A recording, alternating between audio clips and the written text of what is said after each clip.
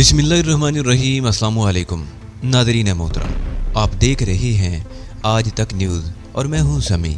इससे पहले आप इस कहानी की 249 किस्सा सुन चुके हैं और अब 250 किस्त मुलाहिजा फरमाएं। हम में से किसी को महज इसलिए इंचार्ज बनाया जाता है कि हम अफरा तफरी का शिकार ना होने पाए। मेरे इंचार्ज होने का ये मतलब नहीं कि मैं तुम्हारा हुक्मरान हूँ। तुम सब मेरे साथी हो। हम एक मकसद के लिए जिद्दोजहद कर रहे हैं। मुझे अपनी बड़ाई जिताने का कोई खबत नहीं। तुम में से कोई भी किसी भी वक्त मुझे कोई मशवरा दे सकता है। अहमद रश के हल्क से गर्राहट निकली और सैयद ने सर झुका लिया। मैं उसके दिल से रश की बात का तासर जायल नहीं कर सका था। मुझे तुम बार बार इंचार्ज होने का हवाला देकर एहसास कमतरी में मुब्तला करने की कोशिश करते हो और दूसरों के साथ तुम्हारा रवैया बिल्कुल बरक्स है। रश गुर्राया। तुम भी मेरे साथी हो रश, मैं तुमसे भी ताउन की तवक्को रखता हूँ। मैंने फिर नरमी से कहा, तुम्हारे कोलो फेल में तजाद है। तुम जो कुछ कह रहे हो वो सिर्फ दिखावा है। तुम्हारा हर अमल मेरे जज्बात को मजरूह करने के लिए है। काश मैं किसी तरह तुम्हारी गलतफहमी का अदाला कर सकता रश। मैंने एक ठंडी सांस लेकर रखा। मुझे धोखा देना आसान नहीं अली, रश ने जहरीले लहजे में कहा। अपनी ये चिकनी चिपड़ी बातें दूसरों के लिए उठा रखो, मुझ पर इनका कोई असर ना होगा। मेरे बाद तुम ही इंचार्ज हो रश। हमारे दरमियान इख्तिलाफ की यही सूरत रही तो हम दुश्मन का मुकाबला किस तरह करेंगे। मुझे तुम्हारा नायबे खुसूसी बनाया गया था, लेकिन तुम्हारा तर्द अमल जाहिर करता है कि मेरी हैसियत एक आम रुकन से भी गई गुजरी है। तुमने मेरी मर्जी के खिलाफ LL01 को तबाह कर दिया और मैंने तुमसे कुछ नहीं कहा। तुम आखिर मुझसे और क्या तवक्को रखते हो? उसके लिए तो तुम्हें मेरा एहसान मंद होना चाहिए। अगर मैं जरा सी भी ताखीर करता तो हम खुद तबाह हो जाते। मैं तुमसे बहस नहीं करना चाहता रश, ताम इंचार्ज की इजाजत के बगैर कोई इतना बड़ा कदम उठाना बहरहाल डिसिप्लिन की खिलाफ वर्जी है जिस पर मैंने तुमसे जवाब तलब नहीं किया। यही तो वो इम्तियाजी सलूक है जिसने मुझे तुमसे बरगश्ता किया है। सैयद ने भी तुम्हारे अहकामात की खिलाफ वर्जी की थी मगर तुमने उसे दादे तहसीन से नवाजा। तुम गलत बयानी कर रहे हो रश। मैंने उससे फौरी तौर पर जवाब तलब किया था। अगर उसकी वजाहत काबिल कबूल होती तो मैं उसके खिलाफ तादीबी कार्रवाई भी कर सकता था। तुम किसी के खिलाफ भी तादीबी कार्रवाई नहीं कर सकते। रश ने अपनी सख्त जबान जारी रखी। अपनी हद से बड़ी हुई नरम दिली की वजह से तुम ऐसे किसी भी मिशन के लिए ना अहल हो। मैं जितना नरम दिल हूँ रश, उससे कहीं ज्यादा शफाक भी हूँ। तुम्हारा ये ख्याल गलत है कि मैं किसी के खिलाफ तादीबी कार्रवाई नहीं कर सकता। जबान से कहना जितना आसान होता है, अमल करना उतना ही मुश्किल होता है। इंचार्ज के सख्त ना होता तो मातहत बगावत कर देते हैं। मैं तुम्हारे साथ ना होता तो कोई तुम्हारा हुक्म नहीं मानता।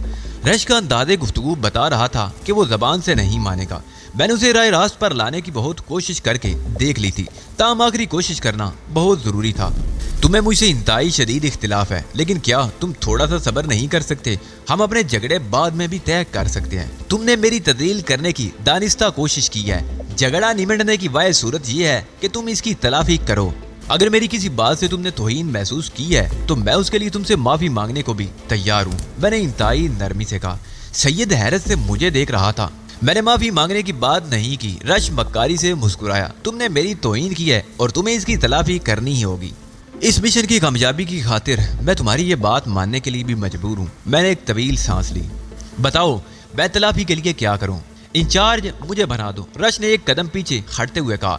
AK-47 के दस्ते पर उसकी गिरफ्त मजबूत हो गई थी। रश, मैंने जारहाना अंदाज में कहा, तुमने हर हद उबूर कर ली है।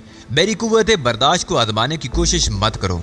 तुमने अपनी पोजीशन से नाजायज फायदा उठाया था, रश ने जहरीले लहजे में कहा। अब उसकी तलाफी की यही सूरत है। मेरी सेहत पर इससे कोई फर्क नहीं पड़ता रश कि इंचार्ज कौन है। मैं तो सिर्फ यहूदियों को शिकस्त खुर्दा देखना चाहता हूँ। मैंने एक बार फिर नरम पड़ते हुए कहा। मैं तुम्हारी दिफाई हिकमत अमली के खिलाफ हूँ। इस तरह हम कभी उन्हें शिकस्त नहीं दे सकेंगे। हमें चाहिए कि उन पर यक लख टूट पड़े। तुम मुझसे इख्तलाफ जरूर कर सकते हो मगर मुझ पर अपना कोई फैसला थोप नहीं सकते। मैं वही करूँगा जो मुनासिब समझूंगा। बस तो फिर तुम्हारी बेहतरी इसी में है कि मेरी बात मान जाओ और अपनी जगह मुझे इंचार्ज बना दो। तुम्हारे ये ख्वाब शर्मिंदा ताबीर नहीं हो सकेगा रश, मैंने पुरसुकून लहजे में कहा। मगर इस लहजे की तह में जो तूफान मचल रहे थे रश उनसे बेखबर था। तो फिर मुझे मजबूरन ये ऐलान करना पड़ेगा कि अब मैं इंचार्ज हूँ, रश ने सरकशी की इंतहा करते हुए कहा। तुम में इतनी सलाहियत नहीं कि कोई जंग जीत सको। सैयद हैरत से गंग खड़ा था। वो कभी मेरी तरफ और कभी रश की तरफ देख रहा था। उसकी समझ में नहीं आ रहा था कि इस मौके पर उसका किरदार क्या होना चाहिए। अचानक मैं सैयद की तरफ मुड़ा। मैं तुम लोगों को किसी मुश्किल में नहीं डालना चाहता, मैंने बुलंद आवाज में उससे कहा। मैं रज़ाकाराना तौर पर अहमद रश के हक में हो रहा हूँ। और अब यही तुम्हारा इंचार्ज है। रश ने एक बुलंद कहका लगाया, अगर तुम पहले ये फैसला कर लेते तो। वो अपना जुमला मुकम्मल नहीं कर सका। मैंने अचानक ही पलटकर उस पर हमला कर दिया। मेरी दाईं लात भरपूर कुव्वत से उसके दाएं हाथ पर पड़ी और उसके हाथ में मौजूद AK-47 राइफल उसके हाथ से निकल गई। मेरा अगला निशाना उसकी कनपट्टी थी। मैंने उसे संभलने का मौका दिए बगैर उसकी कनपट्टी पर एक घूंसा रसीद कर दिया। घूंसा बिल्कुल सही जगह पर लगा था। उसकी आंखों में तारे नाच गए होंगे। वो तेवरा कर जमीन पर गिर पड़ा। इस बरते पर तुम्हें इंचार्ज बनने का बड़ा शौक चढ़ा था, मैंने मुज़िकाना लहजे में कहा। अहमद रश ने मेरी बात का कोई जवाब नहीं दिया। वो जमीन पर पड़ा पलकें झिपका रहा था। जो कुछ उसके साथ हुआ वो उसके लिए बड़ा गैर मुतवक्को था। तुम गवाह रहना सैयद, मैंने उसे समझाने की इंतहा कर दी थी और बहुत मजबूर होकर मैंने उस पर हाथ उठाया है। दर हकीकत आपने इंतहा कर दी थी जनाब, सैयद ने इतनी आहिस्ता आवाज में कहा जिसे रश न सुन सके। मैं तो आपकी कुव्वत बर्दाश्त पर हैरान हो रहा हूँ। मैं ग्रुप बंदी पसंद नहीं करता सैयद, सरकशी बर्दाश्त करना भी मेरे लिए नामुमकिन है, मगर इस वक्त हम जिस सूरत हाल से दो चार हैं उसके तहत मैं आपस में तसादुम से बचना चाह रहा था। तुमने बेखबरी में मुझ पर हमला किया है, रश ने उठने की कोशिश करते हुए कहा। मुझे मालूम था कि इस वक्त उसके लिए अपने पैरों पर खड़ा होना आसान नहीं होगा। उसे चक्कर आ रहे होंगे। यही घूंसा अगर मैंने जरा ज्यादा कुव्वत से मारा होता तो वो बेहोश हो गया होता, मगर मैंने आखिरी वक्त में भी उसके साथ रियायती सुलूक किया था। तुम्हारी तरह मैं कोई दहशत गर्द नहीं हूँ रश, मैंने तल्ख लहजे में कहा। असले के बल पर निहत्ते लोगों को खौफ ज़दा करना और उनकी जानों से खेलना मेरा शेवा नहीं है। अगर तुमने मुझे ललकार कर मुझ पर हमला किया होता तो मैं देखता कि तुम कितने बहादुर हो, रश ने कहा। अपने पैरों पर खड़ा ना हो सकने के बावजूद उसकी जबान काबू में नहीं आ रही थी। अब मैंने तुम्हें सीधा करने का फैसला कर लिया है रश। जब तुम अपने पैरों पर खड़े होने के काबिल हो जाओगे तो मैं तुम्हें अगला सबक भी जरूर दूंगा, मैंने उसके हाथ से गिरी हुई राइफल उठाते हुए कहा। रश एकड़ू बैठा था और उसने दोनों हाथों से अपना सर थाम रखा था। इस बार उसने मेरी बात के जवाब में कुछ कहा भी नहीं था। और अब मैं इंचार्ज की हैसियत से तुम्हें माजूल कर रहा हूँ, मैंने दबंग अंदाज में कहा। मेरे नायब अब तुम नहीं सैयद होगा। रश अचानक ही उठकर खड़ा हो गया, मगर वो अब भी झूम रहा था, जिसका मतलब था कि अभी तक वो खुद पर पूरी तरह काबू नहीं पा सका है। मुझे माजूल करना तुम्हारे इख्तियार से बाहर है, उसने झूमते हुए कहा। मुझे हाई कमान ने तुम्हारा नायब मुकर्रर किया था और हाई कमान की मर्जी के बगैर माजूल नहीं किया जा सकता। अब यहाँ मैं ही हाई कमान हूँ। सैयद इसी किसी मुनासिब मोर्चे पर तैनात कर दो। सैयद मखमजे में फंस गया। अहमद रश बहरहाल तंजीम आज़ादी फ़लस्तीन में एक नुमाया हैसियत का हामिल था। उसने बहुत से कारहाए नुमाया अंजाम दिए थे। यह अलग बात है कि अपनी हर मुहिम के दौरान उसने कत्लो गारत गरी का बाजार गर्म किए रखा था। यही वजह थी कि यहूदी मुझसे ज्यादा उसके जानी दुश्मन थे। मुस्तकिलन तंजीम से वाबस्ता रहने के बायस उसका तंजीम में एक मुकाम था और मुझे मालूम था कि उससे तहमकाना लहजे में बात करना सैयद के लिए एक निहायत मुश्किल मरहला साबित होगा। चलो रहने दो, सैयद को झिझकते देखकर मैंने कहा, ये नए काम मैं खुद ही सर अंजाम दे लूंगा। मैं अहमद रश की तरफ मुतवज्जो हुआ। चलो, मैंने राइफल से उसे चलने का इशारा किया। इस बात को याद रखना कि तुमने बंदूक की नाल पर मुझसे अपनी बात तस्लीम कराई थी। रश गुर्राया। आतिशी असला तो कमजोरियों के लिए बनाया गया रश, मैंने अपनी AK-47 सैयद की तरफ बढ़ाते हुए कहा। मैं तो सबसे ज्यादा अपने हाथों पर भरोसा करने का कायल हूँ, आओ, मैंने उसे ललकारा। अहमद रश के होश उड़ गए। वो आगे बढ़ने से कतरा रहा था। वो लाख बदअकल सही, मगर इतनी बात उसकी समझ में आ चुकी थी कि वह जिस्मानी कुव्वत के एतबार से मुझसे बरतर नहीं था। मैं इस वक्त तुमसे उलझना नहीं चाहता, रश ने बर्राई हुई आवाज में कहा। हमारे एक तरफा से दुश्मन को फायदा पहुंच सकता है। बेइख्तियार मेरा जी चाहा कि एक जोरदार कहका लगाऊं, मगर मैंने अपनी इस ख्वाहिश का गला घूंट दिया। मैं कोई भी मौका जाया करने के मूड में नहीं था। मैं तुमसे पूरी तरह मुत्तफिक हूँ रश, मैंने बड़ी संजीदगी से कहा। तुमने बहुत बरवक्त फैसला किया है। ये मत समझना कि मैं तुमसे डर गया हूँ। इस मुहिम के निमटने के बाद मैं तुम्हें छोड़ूंगा नहीं। तुम्हारे खौफजदा होने का तसव्वुर भी अजीब लगता है। तुम्हारे नाम की तो इसराइलियों तक भी दहशत है। तुम भला क्यों खौफजदा हो सकते हो? और ये भी सुन लो कि मैं अगर तुम्हारे साथ रहूंगा तो अपनी मौजूदा हैसियत में रहूंगा, वरना मैं यहीं से वापिस चला जाऊंगा। तुम्हें मेरा खुसूसी नायब इसलिए मुकर्रर किया गया था कि तुम मेरी मदद करो, इसलिए नहीं कि तुम मेरी जगह पर काबिज होने की कोशिश करोगे। जब तक तुम अपनी हुदूद में रहोगे तुम्हारी हैसियत बहाल रहेगी। मुझे किसी से उसके इख्तियारात छीनने का शौक नहीं। अब यह फैसला तुम्हें खुद करना है कि तुम अपने लिए क्या पसंद करते हो। मैं कह चुका हूँ कि इस मुहिम की हद तक तुमसे ताउन करूंगा, उसके बाद मैं क्या करूंगा और क्या नहीं करूंगा ये वक्त ही बताएगा, उसने जिल्लाए हुए लहजे में कहा। अहमद रश को राइफल वापस कर दो सैयद, मैंने कहा, और सैयद ने बड़े एहतराम से उसे राइफल वापस कर दी। अहमद रश ने सैयद से राइफल झपटी और पलटकर एक तरफ बढ़ता चला गया। हमें इस वक्त जिस यकजहती की जरूरत थी, अफसोस वो नहीं रही, मैंने कहा। मुझे हैरत है जनाब, सैयद ने कहा। मिस्टर रश ने जो कुछ कहा उनसे इसकी तवक्को नहीं की जा सकती थी। छोड़ो, मैंने बेपरवाही से कहा, इस किस्म के वाकयात तो होते ही रहते हैं। ये बताओ कि तुम दिफाई हिकमत अमली से मुतमईन हो? जाती तौर पर तो मैं उसके हक में हूँ कि चांद के गुरूब होने तक हमें इंतजार करना चाहिए। मुझे खुशी है कि तुम जैसा तजर्बेकार सिपाही मेरे साथ मौजूद है। खुद मेरा इरादा भी यही है कि चांद गुरूब होने के बाद हम उन पर हमलावर होने की कोशिश करेंगे। मैं बाबिल की वादी में देखने लगा, जहाँ काफी अरसे पर दरियाए फरात की झाग उड़ाती लहरें चांद की रोशनी में चमकती नजर आ रही थी। तुम्हारा तजिया क्या कहता है सैयद? दफतन, मैंने कहा। अगर वो लोग हम पर हमला कर बैठे तो क्या नतीजा निकलेगा? इसका इन्हिसार तो उनके अज़म पर होगा जनाब, सैयद ने नपे तले अंदाज में कहा। अगर मुनज़्ज़म और भरपूर तरीके से हमला किया जाए तो एक पलटन भी इन पहाड़ियों को फतह कर सकती है, जबकि इसके बरक्स अगर दुश्मन तजुर्बेकारी या अनाड़ीपन का मुजाहरा करे तो 500 अफराद पर मुश्तमिल बटालियन भी हमारा कुछ नहीं बिगाड़ सकती। हमारा दिफा कितना ही कमज़ोर क्यों ना हो, महारत के बगैर वो हम पर फतेह हासिल नहीं कर सकेंगे। सैयद ने मुझे बहुत मुतासिर किया। उसके जवाब से अंदाजा होता था कि वो जंगी चालों से बखूबी वाकिफ है। तुम्हारे ख्याल में जैकब की क़यादत में ये पहाड़ी फतेह की जा सकती है? मैंने अगला सवाल किया। जैकब एल आल एयरलाइंस का चीफ सिक्योरिटी ऑफिसर है जनाब, सैयद ने कहा। उसकी सलाहियतों पर तो शुबा नहीं किया जा सकता। ताहम उसके साथ जो लोग हैं उनमें बहुत कम ऐसे होंगे जिन्हें अमली तौर पर किसी जंग में हिस्सा लेने का मौका मिला होगा। उनकी अक्सरियत न तजर्बेकार लोगों पर मुश्तमिल है। गोया मजमूरी तौर पर उनमें अहलियत नहीं कि हमसे जंग जीत सके। मैंने पूछा, मैं क्या कह सकता हूँ जनाब? इसका इन्हिसार तो उन लोगों की जज्बा कुर्बानी पर है। अगर उनमें सियोनियत पर कुर्बान होने का जज्बा मौजूद है तो जैकब की क़यादत उनके लिए बहुत काफी साबित होगी। कुर्बानी का जज्बा तो हमारे लोगों में भी है और उनसे ज्यादा है, फिर वो हम पर किस तरह काबू पा सकेंगे? अददी बर्तरी के अलावा उन्हें असले की बर्तरी भी हासिल है। हमें उन पर सिर्फ ये फोकियत है कि हम बेहतर जगह पर हैं, लेकिन ये हकीकत है कि हमारे एक भी आदमी को जिंदा गिरफ्तार नहीं कर सकेंगे। कुर्बानी का जज्बा उनमें हमसे ज्यादा नहीं हो सकता। वो गासिब हैं, उन्होंने हमारी जमीनें गस्ब की हैं। हम अपनी जानें कुर्बान कर देंगे मगर हथियार नहीं डालेंगे। ये जज्बा शहादत ही है सैयद, जो मुसलमानों को फतह से हमकिनार करता चला आया है, और अल्लाह ने चाहा तो इस माज पर भी फतेह हमारी ही होगी। हमारे वहम गुमा में भी नहीं था कि यहाँ ऐसी कोई सूरत पैदा हो सकती है, सैयद ने कहा। हमें इसका जरा सा भी अंदाजा होता तो हम पूरी तैयारी से आते। हमारे पास एक मार्टर गन भी होती तो हम उन्हें 1 घंटे के अंदर अंदर घुटने टेकने पर मजबूर कर देते। ये गलती तो हुई है सैयद, और उसके लिए किसी को इल्जाम भी नहीं दिया जा सकता, क्योंकि कोई सोच भी नहीं सकता था कि वो आखिरी वक्त में ऐसी कोई हरकत कर गुजरेंगे। उन्होंने जो हरकत की है उसका खुमियाजा भी उन्हीं को भुगतना पड़ेगा। तुम इस इलाके से अच्छी तरह वाकिफ हो सैयद? बहुत अच्छी तरह वाकिफ हूँ जनाब, सैयद ने कहा। यहाँ सिर्फ खंडरात बिखरे हुए हैं, लेकिन आप किस लिए ये बात पूछ रहे हैं? कितनी अजीब बात यह है कि ये इलाका दरिया के किनारे पर वाक़े होने के बावजूद इस कदर बंजर और गैर आबाद है। इसे तो जरखेज और बारूनक होना चाहिए। आप ठीक कह रहे हैं जनाब, सैयद ने कहा, लेकिन अरबों के ख्याल में ये असेब ज़दा इलाका है, इसी वजह से कोई इधर का रुख नहीं करता।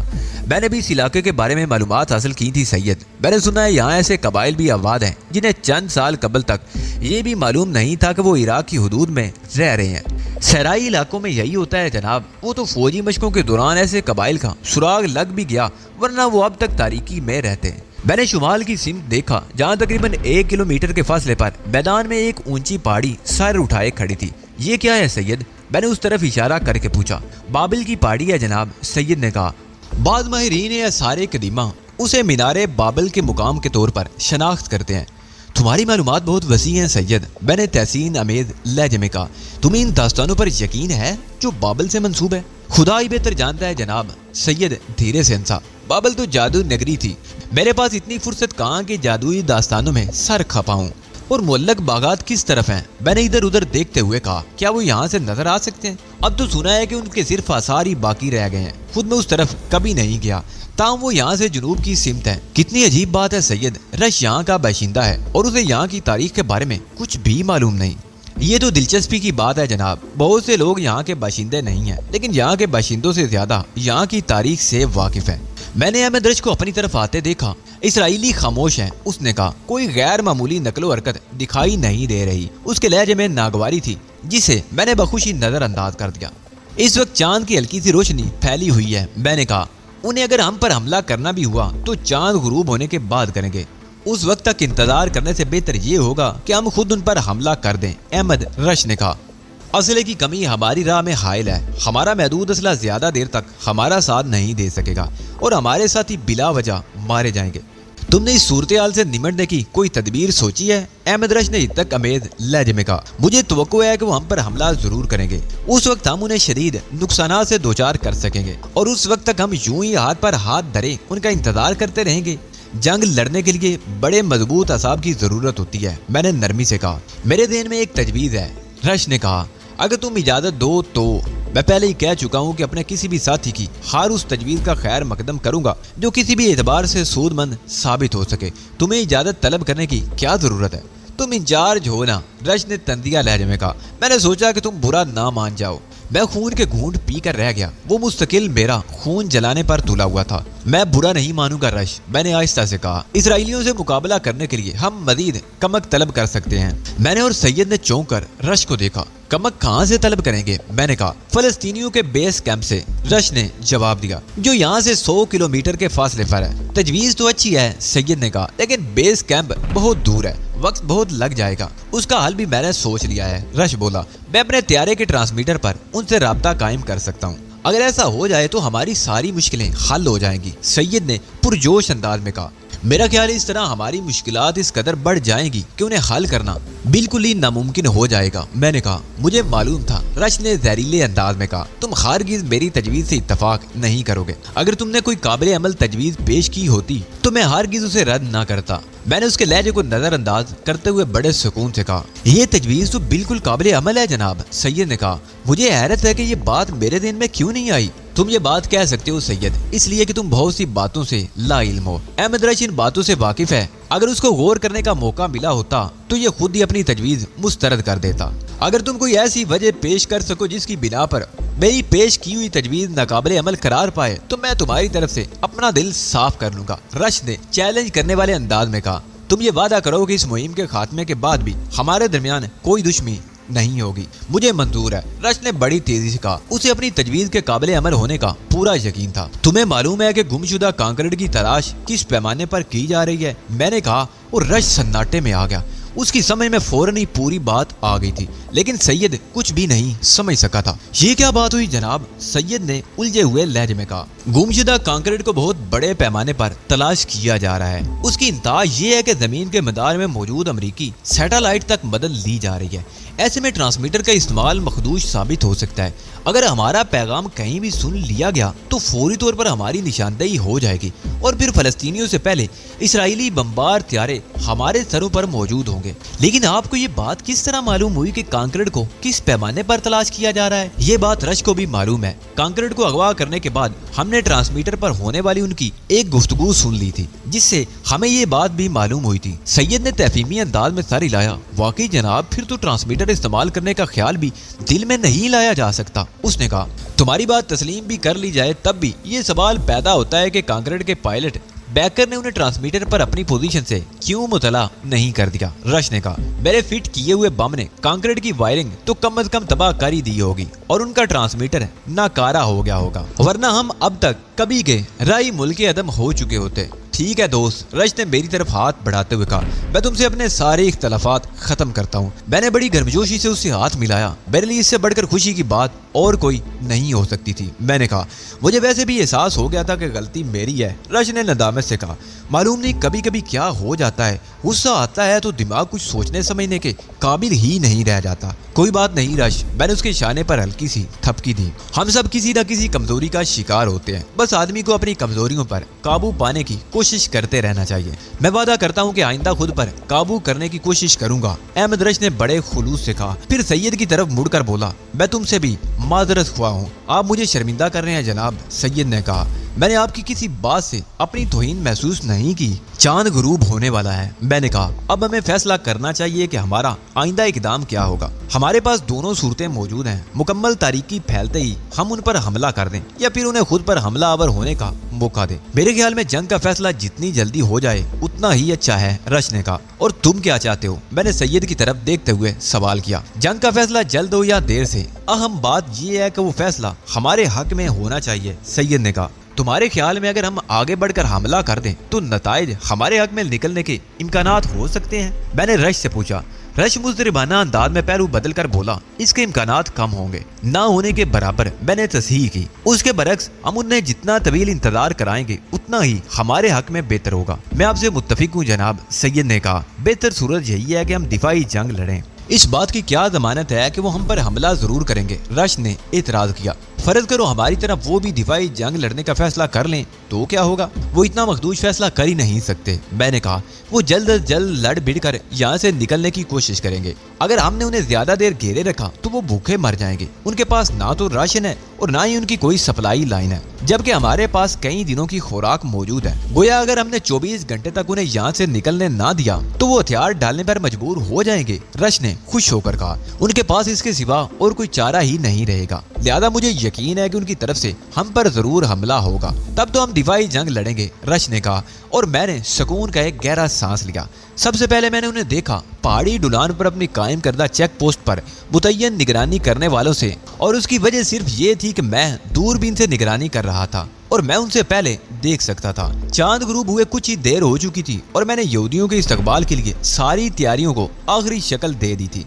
इन तैयारियों में वो निगरान चौकियां भी शामिल थी जो मैंने ढुलान पर खासा नीचे कायम की थी, और उन पर मुतय्यन अफराद की जिम्मेदारी सिर्फ इतनी थी कि जैसे ही वो दुश्मन को ऊपर की तरफ आते देखे हमें फौरन उसकी इतला मुहिम पहुंचाएं। वो मुझे सायों की मानंद नजर आ रहे थे। उनके हाथों में खुद का राइफलें मौजूद थी। तारों की रोशनी में काम करने वाली दूरबीन ने बराए नाम रोशनी को भी इतना बढ़ा दिया था कि मैं रात के जानवरों से भी ज्यादा वादे तौर पर देख सकता था। मुझे तारों की छांव में उनके साए तक नजर आ रहे थे। उनके चेहरों पर रेंगते खौफ के साए भी मेरी नजरों से पोशीदा नहीं थे। मुझे उनके हिलते हुए लब भी दिखाई दे रहे थे। शायद वो लोग जेरे लब अपनी मजहबी दुआओं को पढ़ रहे थे। मैंने राइफल एक तरफ रखते हुए बहुत आहिस्ता से आवाज में कहा, वो आ रहे हैं। रश संभल कर बैठ गया। मशरिकी डुलानों के मुआवजों को चौकन्ना कर दो, रश ने सैयद से कहा, और वो फौरन ही मशरिकी सिमत में दौड़ गया। मैं अहमद रश और सैयद के साथ पहाड़ी की मशरिकी सिमत वाले हिस्से के वस्त में एक बुर्जी के साथ खड़ा था। इस जगह का नाम मैंने कमांडेंट ऑब्जर्वेशन पोस्ट रखा था। जंग के दौरान जरूरी हदायत हासिल करने के लिए कुछ अफराद यहाँ मुतय्यन कर दिए गए थे, जिनका काम सिर्फ ये था कि वो दौड़ते हुए कमांडेंट पोस्ट तक आते और हदायत हासिल करके मतलूबा महाज तक पहुंचा देते। इसके अलावा अगर खुदा न खास्ता इसराइली हमारी दिफाई हिसार तोड़ने में कामयाब हो जाते तो ये जगह हमारे लिए एक और दिफाई चौकी का काम कर सकती थी। कुछ देर बाद सैयद ने आकर बताया कि मशरिकी सिमत के मुआवजों को चौकन्ना कर दिया गया है, और उसके चंद ही मिनट बाद पहाड़ी डुलान वाली चेक पोस्ट से 2 अफराद दौड़ते हुए आए और कमांडेंट पोस्ट के नीचे तकरीबन बेदम होकर गिर पड़े। उन्होंने हमें जो इतला फराम की वो पहले ही से हमारे इल्म में थी। वो आ रहे हैं, वो बदतरीज ऊपर की तरफ बढ़ रहे हैं, अहमद रश ने कहा, जिसके हाथ में M14 राइफल थी और लाइट दूरबीन उसी राइफल पर नस्ब थी। लाओ दूरबीन मुझे दो, मैंने रश से कहा, और उसने राइफल मेरी तरफ बढ़ा दी। मैंने रश से दूरबीन लेकर अपनी आंखों से लगा ली। इस बार वो बहुत मोहतात थे और एक दूसरे से फासले पर थे। वो वक्फे वक्फे से किसी चट्टान की आड़ भी ले लेते और फिर निकलकर तेजी से ऊपर चढ़ने लगते थे। उन्होंने अपनी साथियों की मौत से सबक ले लिया था। अगर उनमें हेड दिखाई दे तो उसे शूट कर देना, रश ने मुस्तरिबाना अंदाज में कहा। तुम खुद देख चुके हो कि उनमें किसी मखसूस को तलाश करना कितना मुश्किल काम है, मैंने रश से कहा। उन सब को देखने के लिए पूरी ढलान का एक सरे से दूसरे सरे तक जायजा लेना पड़ेगा। हाँ मैंने देखा है, वो मरदूद किसी फौज का मंजर पेश कर रहे हैं। इस बार उनकी राइफलों पर संगीने भी नस्ब है, मैंने दूरबीन आंखों से लगाते हुए कहा। मुमकिन है किसी और के लिए वो मंदिर खौफजदा कर देने वाला होगा, लेकिन मैं जरा बराबर भी खौफजदा नहीं था। उसके बरक्स मुझे इस वक्त उसका रद्द-ए-अमल देखने का इश्तियाक था जब हमारी जानिब उनकी गोलियां बरसाई जाती। मेरे लिए ये अंदाजा करना मुश्किल नहीं था कि हमारी जानिब से गोलियों के जवाब में वो किस तरह के रद्द-ए-अमल का इजहार करेंगे।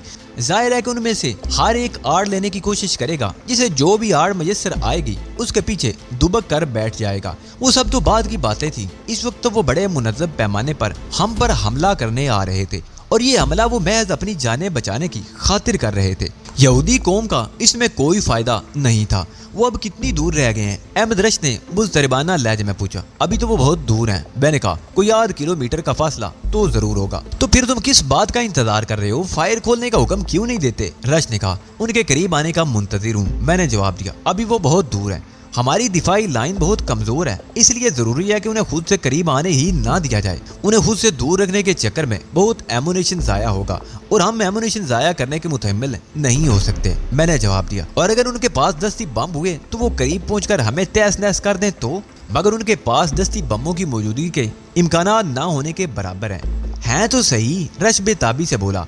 अंदाजे की जरा सी गलती से हम सब की जिंदगियां खतरे में पड़ जाएंगी, हमें कोई ना कोई खतरा तो मोल ही लेना है। मैंने कहा अगर उन्हें दूर रखने की कोशिश की गई तो एमुनेशन खत्म हो जाएगा, इस सूरत में हमारी शिकस्त लाजमी हो जाएगी। तुम बहुत बड़ा खतरा मोल ले रहे हो, मुमकिन है हमारी फायरिंग से खौफजदा होकर वो पिस्पा ही हो जाएं। ऐसा करते हैं कि इस मसले पर सैयद की राय ले लेते हैं। मैंने सवालिया नजरों से सैयद की तरफ देखा। उनके नजदीक आने में जितना हमारी जानों को खतरा लाहक होगा, उससे कहीं ज्यादा खतरे में खुद उनकी जानें पड़ जाएंगी। सैयद ने कहा हम कम से कम एमुनेशन के जरिए उन्हें ज्यादा से ज्यादा नुकसान पहुंचाने की पोजीशन में होंगे, लिहाजा मेरी राय तो यही है कि हम उन्हें ज्यादा से ज्यादा नजदीक आ जाने दें। मेरा क्या है? रश बुड़बुड़ाया। लेकिन मेरा मशवरा है कि उन्हें ज्यादा करीब मत आने देना, कहीं हम दस्ती बमों के दायरे कार में ना आ जाएं। उसके बाद मैंने M14 राइफल रश को थमा दी और वो उसकी दूरबीन पर झुक गया। उनमें से हर एक के हाथ में AK-47 राइफल है और उनके अदाइम भी अच्छे नजर नहीं आते, रश ने कहा। मगर मैंने उसकी बात के जवाब में कुछ कहना जरूरी नहीं समझा। वो अब कितने फासले पर रह गए हैं? कुछ देर बाद मैंने रश से पूछा। 350 मीटर के फासले पर, रश ने सर उठाए बगैर जवाब दिया। और उनकी पोजीशन क्या है?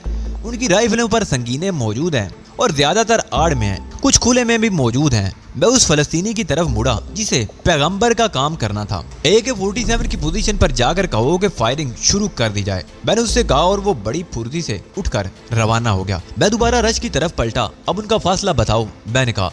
300 मीटर। रश की आवाज वाज़े तौर पर कपकपा रही थी। बहुत मुनासिब फासला है, मैंने मुतमईन अंदाज में कहा। फायरिंग शुरू कर दो। रश तो जैसे इशारे का मुंतजिर था, उसने फौरन ही ट्राइगर दबा दिया। साइलेंसर लगी हुई राइफल से हल्की सी दाती आवाज उभरी। उसने राइफल जरा सी घुमाई और दोबारा ट्राइगर दबा दिया।